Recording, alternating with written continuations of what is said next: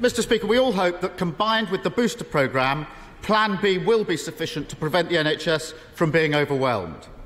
Nobody wants to see further restrictions, but the Prime Minister has quite rightly not ruled anything out.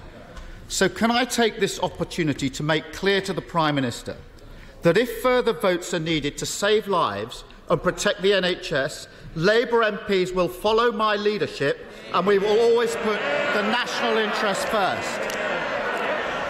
Can I ask the Prime Minister to get his house in order so he can say the same about the members behind him? Yes, Mr Speaker, if further measures are needed, as the House will understand, if further regulation is needed, of course this House will have a further say. As for following his leadership, Mr Speaker, they wibbled-wobbled over Plan B, they wibble-wobbled over quarantine, and if we listened to him, Mr Speaker, we wouldn't even have the vaccine rollout, because we would have remained in the European Medicines Agency.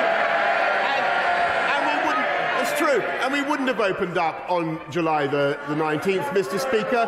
We would have remained in lockdown. That's the reality, Mr Speaker.